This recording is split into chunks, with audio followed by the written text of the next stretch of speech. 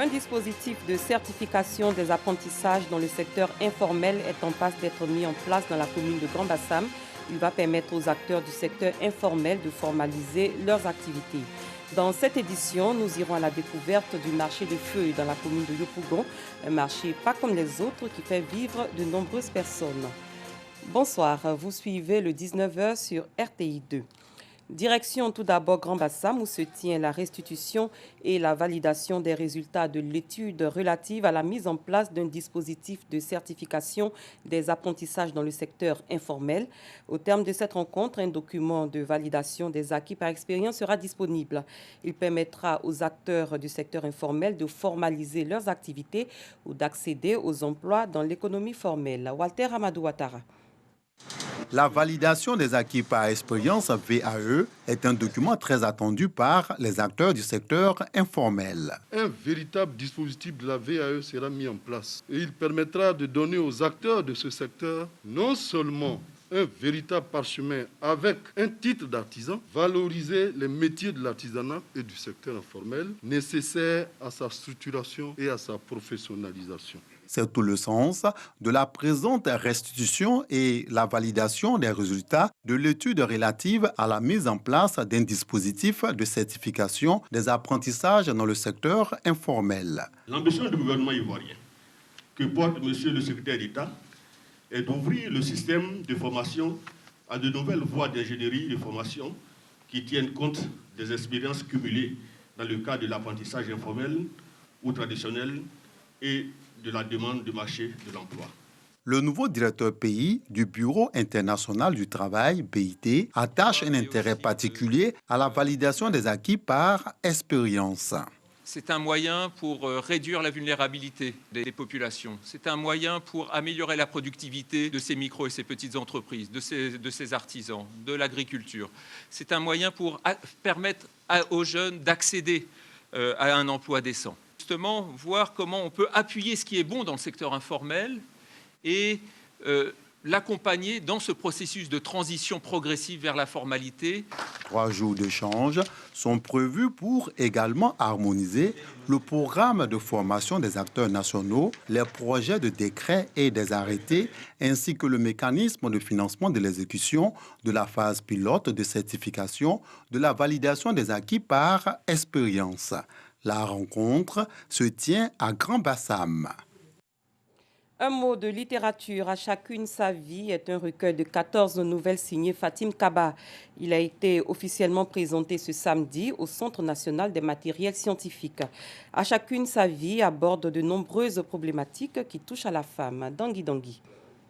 Après sa présentation officielle, on se bouscule déjà pour acheter À chacune sa vie, le 3e livre de Fatim Kaba. Il y a beaucoup de femmes qui souffrent et elles préfèrent rester sous le silence.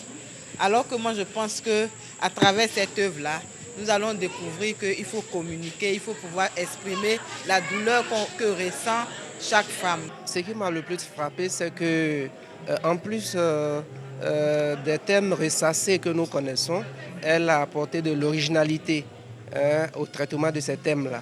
À chacune sa vie est un recueil de 14 nouvelles dédiées à la femme et écrit, selon l'auteur, pour révéler les nombreuses douleurs et frustrations des femmes africaines. À chaque femme, son histoire, sa destinée. Comme on dit, ma vie à moi n'est pas votre vie à vous. Elle est différente de la vôtre. Mes problèmes à moi sont différents de vôtres. Nos réalités sont différentes. Donc à chacune le choix de faire de sa vie ce qu'elle estime être juste ou mieux. Mon talent à moi, c'est l'écriture. Et donc j'ai choisi cette voie pour m'exprimer. Fatim Kaba est l'auteur de Pour le bonheur de Noura et Séduction à la mandingue, 2 romans sortis respectivement en 2006 et 2011. Le canton Diora dans le Ourodougou a un nouveau chef. Eladj Metola Traoré va désormais présider aux destinées de 14 villages. Il a été intronisé à Massala, dans le département de Séguéla, au nord du pays, par la chefferie cantonale en présence des autorités administratives. Franck Quadiou. C'est le matin. Le bruit sourd des corps traditionnels fend l'air. Les instrumentistes battant la percussion sont parés de t-shirts à l'effigie du nouveau chef du canton Djoura, Eladj Matola Traoré. Massala, Théâtre de l'événement et chef-lieu de ce canton et de ce préfecture, dans la région de Wouroudou nord-ivoirien, vit un événement particulier. Nous-mêmes, ça nous dépasse parce que pour nous, première fois, vraiment, ça nous va droit au cœur. On est content. Et il est capable de tout. Donc, il mérite cette place. Ils sont venus nombreux de tous les coins du canton. Autorités administratives et traditionnelles, population, venus soutenir le nouveau chef. La chaise ou le trône du chef, ainsi que le pose-pied de couleur rouge et dorée sont la symbolique du pouvoir. Le nouveau chef arrive sur la place, bien protégé. On ne perd pas de vue les mesures barrières, mais aussi parer contre les mauvais esprits. Commence donc le cérémonial de l'intronisation. Chaque geste a son sens. L'intronisation est faite par deux villages, Djakala, dernier village par l'ouest, et Diarolé, à l'est, assurant la garde du canton. Le nouveau chef va régner sur 14 villages. El Hadj Metola Traoré est opérateur économique. Après l'approbation de son choix par les autres chefs et l'engagement sur l'honneur, puis la validation par l'administration, il peut désormais exercer. C'est le début d'une nouvelle ère sur le canton de la Ville de Tous, une nouvelle ère marquée par l'implication des cadres et des fils de la région. Un souffle de modernité. Je vous propose à présent d'aller à la découverte d'un marché pas comme les autres. Au marché de feuilles, on vend des feuilles, mais aussi des fruits secs et frais, ainsi que des produits naturels et artisanaux. Il fait vivre de nombreuses personnes, dont celles qui pratiquent la médecine traditionnelle. Cependant, les animateurs de ce marché, composés en grande partie de femmes, travaillent dans des conditions difficiles.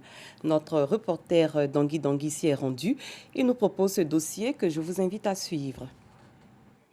Il est 5h30 du matin à Yopougon, précisément au quartier Port-Bredeux, Carrefour Koudous, ce jeudi 3 septembre 2020. Depuis 4 heures, nous dit-on ici, ce marché, pas comme les autres, bruit de monde. Les premiers rayons de soleil nous plongent dans un univers exotique. Une foire de produits naturels ou traditionnels venus des 4 coins du pays profond. Chaque pas dans ce marché est une aventure, avec son lot de surprises et de découvertes. Cette femme qui se fait appeler Mamogolo, c'est-à-dire je ne connais pas quelqu'un en langue malinké, est littéralement prise en otage par ses clients.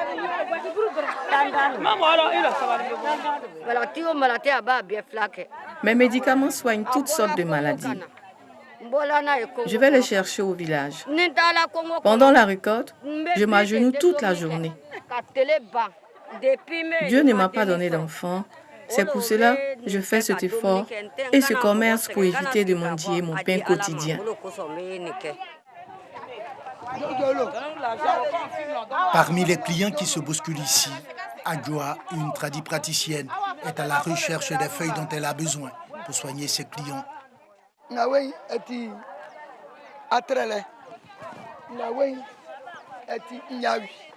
C'est pour aller faire médicaments.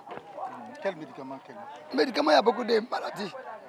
Médicaments que je connais, si cette maladie m'a trouvé et je viens payer, il m'a fait. Là, la personne guérit. Des écorces, des racines, des cordes par ici, des fruits frais ou secs, des feuilles de toutes sortes par là, tous sortis de la forêt ou de la savane. Les produits de Kofi viennent de Bokanda, au centre de la Côte d'Ivoire. Comme il n'y a pas de boulot, voilà, il me dépend ça un peu. Je vais au village pour aller à niveau pour venir. Le problème, c'est que ici les femmes paient pour aller revendre. Il faut venir vite pour que ça marche. Voilà. Et puis le problème, c'est que où on a neige là, c'est un peu loin. C'est un peu loin. On donne l'argent aux gens pour rentrer en brousse pour arriver pour nous.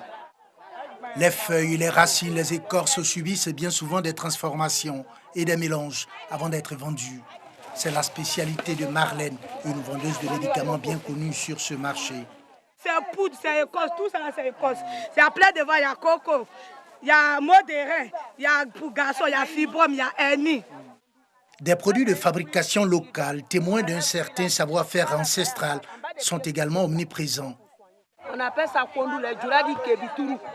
Ça met, ça soigne le diabète. Tu as diabète là, tu s'assoignes. Tu as problème de la peau, comment là, ça soigne. Techniquement, comment ça soigne. Ça aussi, c'est Kondou savon aussi. Ça là, c'est Abla, ça donne un fruit. Fruit là est marron. C'est fruit là en pile. Pour faire sortir son huile. Ça, c'est huile de graines noires. On casse, on enlève son huile pour faire noir. Ça, c'est Kondou. Ça, c'est un fruit qui donne. On enlève le fruit là. Ça là, ça y a pas. En bas des pieds qui chauffent là, tu prends pour soigner. Tu as un problème de nerfs, tu soignes. Ici là, c'est des natures.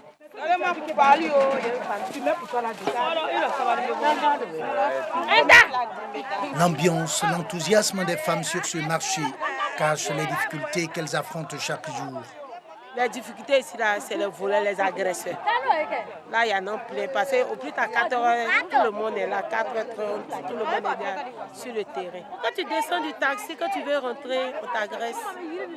Surtout si tu as sac là, mais c'est dangereux. Ce n'est pas tout.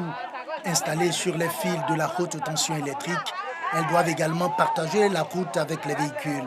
Faute d'espace propre à ce marché. Le coin n'est pas assuré. Parce que pourquoi?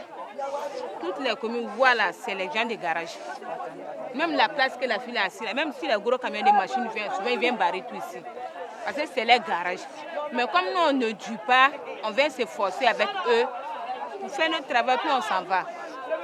Donc, si eux, ils donnent travail, là, on ne peut pas venir trouver les véhicules, nous, on ne peut pas déplacer. On est obligé de s'accrocher à eux pour faire notre travail, pour se retourner. Les passages sur la rue, même vous-même, vous voyez, en tant moment qu'une voiture fait déviation, ça rentre dans les gens. Ouvert les mardis, les jeudis et les dimanches, ce marché de gros de produits naturels n'attend plus que l'encadrement des autorités pour être une source de création d'emplois pour de nombreuses femmes et de développement de la médecine traditionnelle. Ailleurs, au Mali, le président de la transition a signé un décret. Il a nommé Mokhtar Ouane au poste de Premier ministre. Le Caucase est à nouveau sous haute tension. De violents combats ont éclaté ce dimanche entre les forces azerbaïdjanaises et les séparatistes de la région du Haut-Karabakh. Le gouvernement azerbaïdjanais a déclaré avoir lancé une contre-offensive contre les séparatistes soutenus par l'Arménie qui a décrété la loi martiale et la mobilisation générale. Les deux belligérants qui s'affrontent sur le territoire contesté du Haut-Karabakh depuis 30 ans ont annoncé des morts civiles. Plus loin, le secrétaire d'État américain Mike Pompeo a menacé le président irakien la semaine dernière de fermer l'ambassade américaine et de rapatrier leur contingent militaire si les attaques ne cessent pas contre leurs intérêts dans le pays. Depuis plus d'1 an, la représentation de Washington à Bagdad et les bases militaires où ces troupes sont déployées sont régulièrement visées par des tirs de roquettes. Plus récemment, d'autres attaques ont également ciblé des convois à l'aide d'engins explosifs et improvisés. C'en est donc trop pour Mike Pompeo. Du côté des responsables irakiens, ce coup de pression semble déjà avoir eu ses effets. Plusieurs personnalités comme l'influent leader chiite Moqtada Sadr ont ainsi appelé à identifier les responsables des attaques. Mais ces réactions auront-elles l'effet escompté sur les factions armées? Difficile à croire alors que Mike Pompeo vient finalement d'envisager ce dont ces groupes rêvent depuis toujours, un départ définitif des États-Unis en Irak. Cette édition est à son terme. Merci d'avoir été des nôtres. Très bonne soirée. À très bientôt.